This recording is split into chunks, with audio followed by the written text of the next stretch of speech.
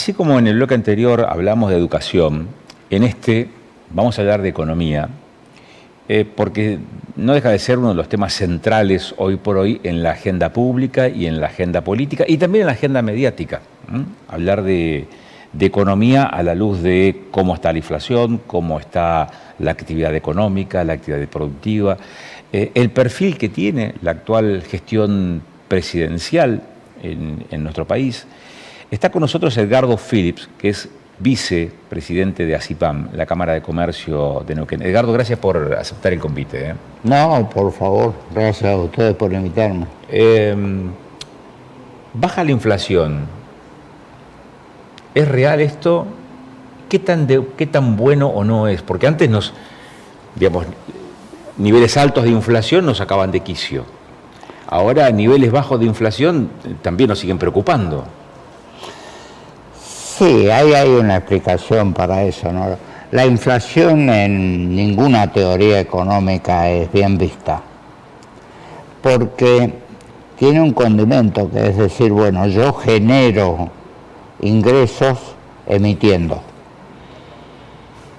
o sea, sin producir riqueza, y distribuir algo que no existe evidentemente es engañar al que lo recibe y generar un desorden digamos en este caso en el sistema económico.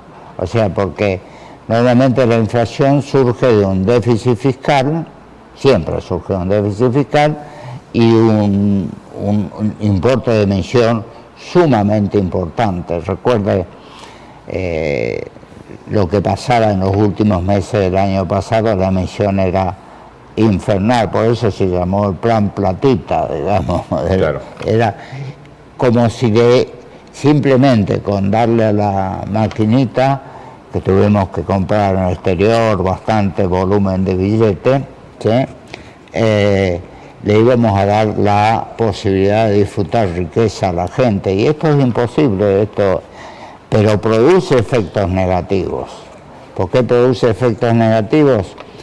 Por la expectativa, fundamentalmente. O sea, si tienen un ritmo de inflación como había del 20% en el mes de diciembre, ¿qué piensa el que compra? ¿Qué piensa el comerciante que tiene que reponer? ¿Qué piensa el que importa? Es decir, el mes que viene esto vale un 30% más, porque es lo que viene ocurriendo. O sea, ¿y cuál es el riesgo? El del usuario o consumidor que deja de consumir cosas que quiere consumir, ¿sí? O sea, deja de satisfacer sus necesidades. Y el sector empresario directamente se descapitaliza si no repone el stock que tiene normalmente. O sea, si no compra y acompaña lo que se llama inflación, evidentemente su capital se deteriora, tiene menos unidades por la misma plata, ¿sí? Así que ese fenómeno, evidentemente, la inflación es negativa en todos los sistemas económicos, ¿no? No solo en los sistemas capitalistas, sino inclusive pasó en China hace poco una situación de este tipo, ¿no? Estoy tratando de madurar una pregunta para usted, que es un especialista en economía, y voy a intentar ser lo más claro posible, porque es una pregunta un tanto rebuscada. La inflación se calcula en función del precio de las mercancías y de los servicios, y de la evolución que tienen el precio de las mercancías y los servicios. Sí, en realidad la determinación de la inflación es la evolución general del nivel de precios. Del nivel de precios. De precios. Ahora, precio no es lo mismo que valor. No. Porque precio es lo que está dispuesto el público a pagar, el consumidor a pagar. Sí. ¿Está? Sí, tiene una acotación. Entonces, ¿en qué medida la inflación y el que mide los precios va a empezar a reflejar en algún momento el valor de productos, mercancías y servicios Sí. que nos oriente para que ese cliente potencial sepa cuánto puede llegar a pagar. ¿Se entiende cuánto puede llegar a pagar? Perfecto, porque aparte es uno de los problemas que tenemos hoy, que es el de los precios relativos. ¿Por qué se habla de precios relativos? O sea, ¿qué son los precios relativos? Digamos que el precio de este producto en relación al de este en relación al de aquel, o sea, la armonía del sistema de precios respondiendo a las necesidades de la comunidad. O sea, cuando el sistema de precios responde a lo que la comunidad, digamos, pretende consumir y pagar, es un sistema equilibrado, ¿sí? O sea, nosotros, ¿qué problema tenemos como consecuencia de la regulación de precios que fue excesiva, digamos, empezando por el principal precio que es el dólar, ¿no? Los precios se regulaban no en función de lo que le gustaba a usted o a mí, sino en función de muchas veces la situación política, por ejemplo los 11 millones de votos del Gran Buenos Aires, ¿no? Eso influye en gran medida. O sea, lo que más votos atrae, porque la energía eléctrica, el agua, todos los servicios, digamos, que conforman la base de la estructura de costos, ¿sí? Porque son servicios de consumo industrial y comercial, digamos, quedó tan atrasada, sobre todo en el Gran Buenos Aires. Yo tengo mi teoría, ¿no? Es porque no hay 11 millones de habitantes, hay 11 millones de votos para la política.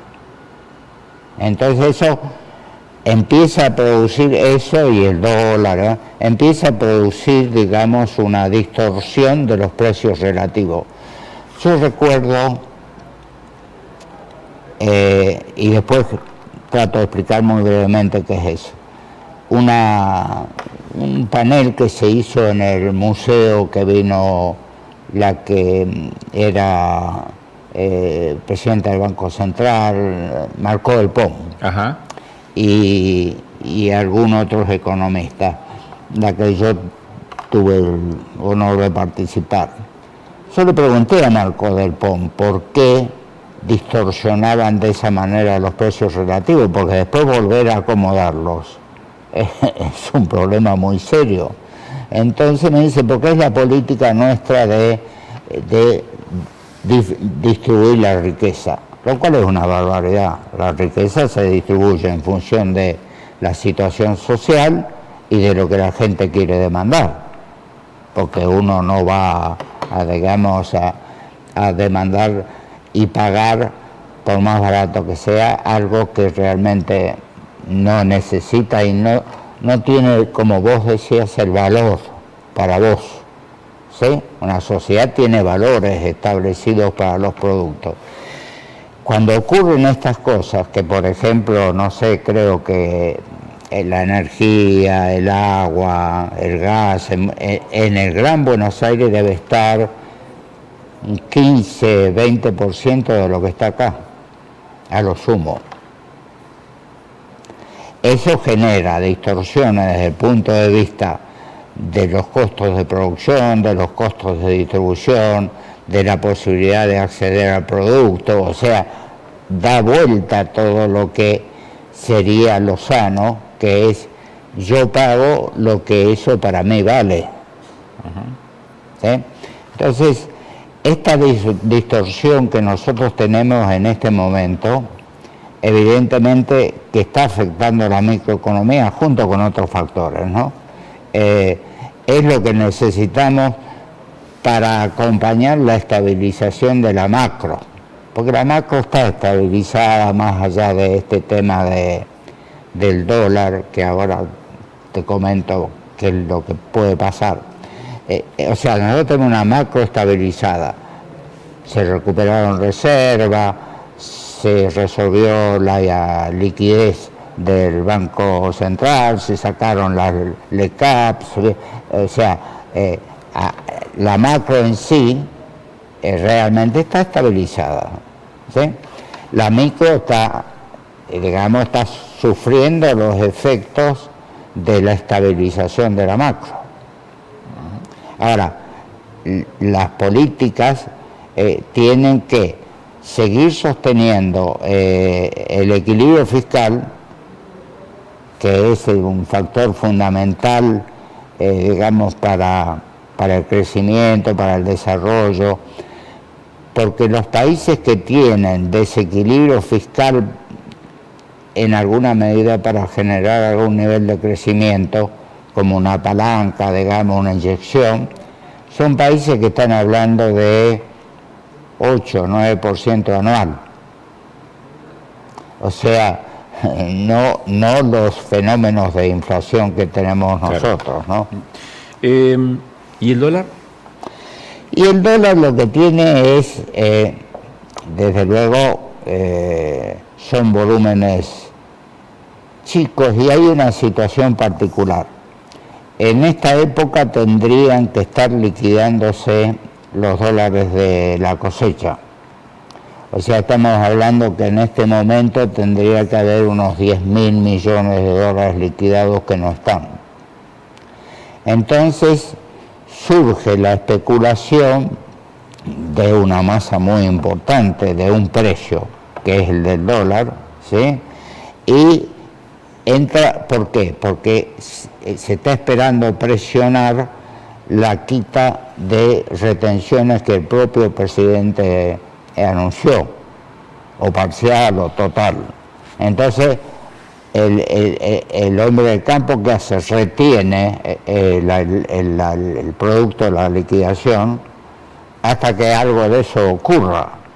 No hay que olvidar que desde que se impusieron las retenciones, eso implicó para el Estado 203.000 millones de dólares que salieron del campo, además del impuesto a las ganancias, del impuesto a los bienes personales, y fueron al Estado.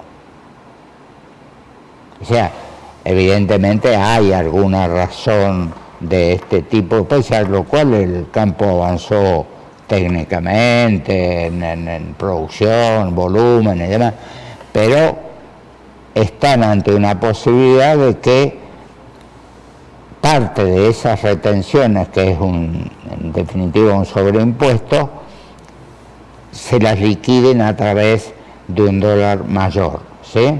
O sea, mejoren su ecuación económica. Esta es la base de esta especulación que está ocurriendo con el dólar, que esperemos, porque la situación argentina sigue siendo complicada, que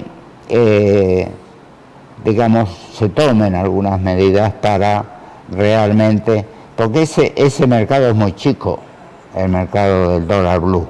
No tiene volumen, pero sí pero marca la temperatura de otros mercados, como por ejemplo el inmobiliario. Mismo. Y para agarrar, porque aparte los dólares financieros también crecieron, el MEP y el contado con liquidación. Entonces, para fácilmente lograr, digamos, para lo cual no hace falta una devaluación, hace falta quitar una parte de las retenciones, porque son 10.000 millones de dólares que están flotando, ¿sí? Esta es la realidad, porque si habláramos de una devaluación es otro problema. La devaluación tiene un efecto de expectativa sobre la inflación muy importante, ¿no? ¿Para usted el cepo es un problema entonces o no? ¿Cómo? ¿El cepo es un problema o no? Y el cepo sí, porque si se abre, digamos, se saca el cepo rápidamente y se abre, toda esta especulación que comentamos motiva una alta demanda y va a generar un precio que no va a responder a la demanda efectiva, sino a la especulación. Y le pido una lectura política de la economía de nuestro país en manos de un economista que hace política. Sí. y que ingresa a la política, casi le diría, por la puerta lateral, ¿no? Sí, sí. ¿Cuál es esa proyección que usted observa en el corto, en el mediano plazo también? Esto es, digamos, concretamente, en realidad, Milei para mí es, no encarna el sentido, digamos, de la sociedad. La sociedad es la que ha producido el cambio, es de abajo. Y surgió Milei, fíjese, sin partido, sin estructura, sin nada, porque tenía el mensaje que la sociedad quería, que es el cambio. La sociedad no quiere más la vieja historia. Hay que tener presente que nosotros hace 100 años estábamos en el 5º lugar del mundo, en el Producto Bruto Per Cápita y en otros factores. Y hoy estamos en el anteúltimo. Después está Venezuela nada más. Claro. Entonces, y hemos tenido modelos de todos los tipos, colores, o sea, conservadores, socialistas, peronistas, radicales, militares, los otros civiles, liberales, como el caso de Macri, todos. ¿Cuál no culminó en una crisis? O sea, que no es el problema del modelo,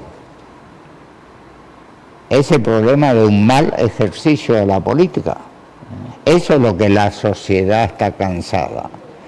Basta con leer el diario o escucharlos a ustedes sobre las cosas que ocurren todos los días hoy. Acá simplemente estamos viendo el tema de un aumento a los docentes a través de el presentismo, ¿no? Que es una barbaridad, que es inconstitucional. Comercio tiene presentismo desde que está el convenio del año 75 y nadie dice que es inconstitucional ni lo dijo nunca. Lo que pasa es que hay que reincorporar la cultura del trabajo y de la educación. Yo di clase muchos años, 20, y después fui jurado de la UBA prácticamente 15. O sea, yo un poco cero de lo que estoy hablando. Y realmente nosotros hemos sufrido un retroceso educativo tremendo. Los estudiantes chilenos, si tuviéramos un escalímetro para medir, a igual nivel de edad y de cursado nos llevan 2 a 3 años. Para que tengamos una idea cercana, digamos, ¿eh? O sea, realmente la educación pasó a ser simplemente un trabajo, simplemente, con todo el respeto. Y yo creo que la educación tiene que tener algo más que el concepto de trabajo. Porque son chicos. Sí.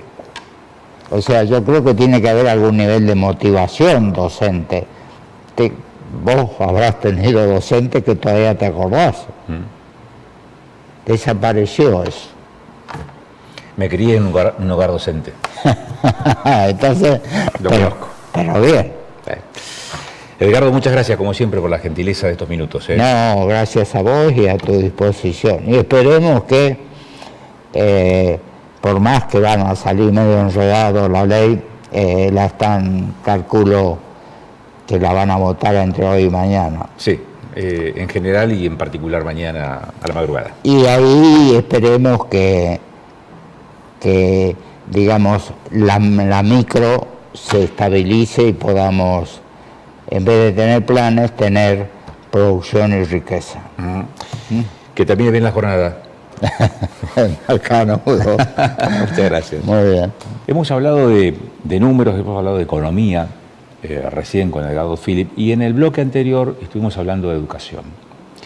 Sobre la cuestión educativa, quería hacer algunas consideraciones porque me parecía interesante rescatar algunos datos que fueron desgranados a lo largo de las charlas que tuvimos con Marín Smoljan y con Marcelo Gagliardo.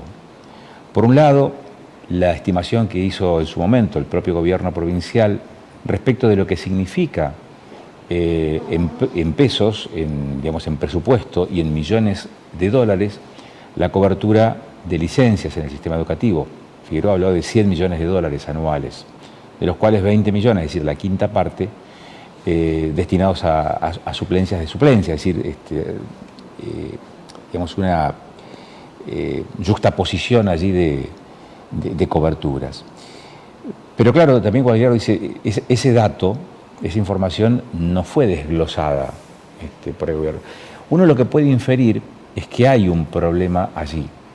Ese problema se materializa, por un lado, en esta ponderación, en esta cuantificación que se hace en términos monetarios, y por otro lado, en esta ponderación que se hace en términos políticos, es decir, bueno, tenemos que afrontar esto, ¿y cómo lo hacemos? Desde la política, con una nueva ley, una ley que signifique algún tipo de incentivo para qué, y bueno, para bajar los niveles de ausentismo en el sistema educativo.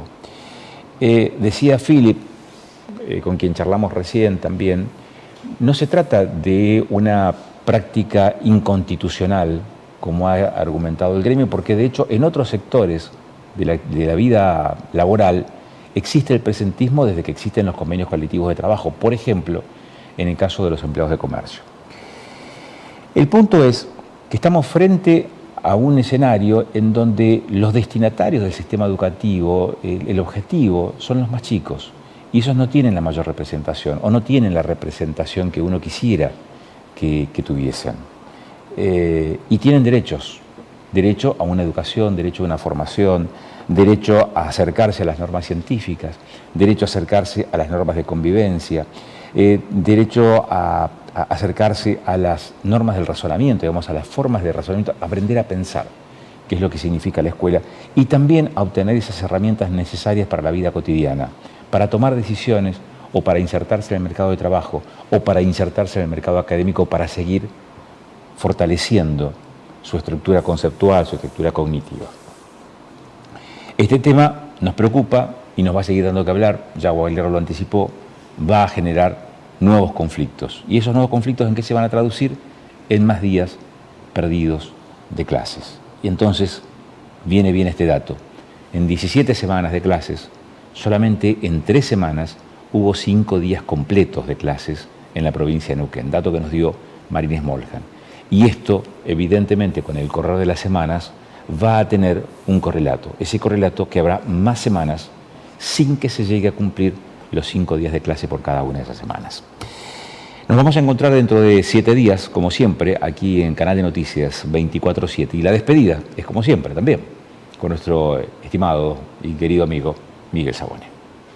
Letras pandémicas con Miguel Sabone, en Panorama. Tener el litio, un fragmento. Empecé a volar por la culpa de la Suagenice. Nadie me llega a nivel. Yo lo hago bien porque soy el rey. Tu guacha quiere estar conmigo porque soy su nene. Perderse, volar o descender, a veces es el camino que busca uno para verse. Esa necesidad de contemplarse a sí mismo, sea en un espejo, en un charco de agua en el pavimento o en los otros. Como se ve vivir en el vivo espejo del semejante, adquiriendo la certidumbre de la realidad. Ahí, en esa calle donde apenas levanto mi trono, donde el viento susurra nuestros nombres, ahí, sin corona ni manto, ser el rey de nuestros propios sueños, hacedores de vínculos que rondan la complicidad de estar vivo. Ser el rey de una calle o un barrio donde el trono no se reclama, donde la existencia es un acto solidario, en la certidumbre previa, necesaria, donde la envidia acecha, donde nuestro vivir, amar, odiar está hecho de razones secretas, sutiles, paradójicas, razones que el corazón, que solo el delirio da a conocer, porque el delirio es la fuente donde emanan estos dits, estas letras, estas líricas, susurradas en las esquinas, en los cachillones, donde la vida late.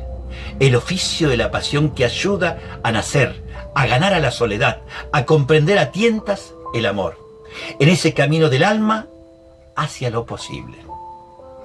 Tener litium, nada más.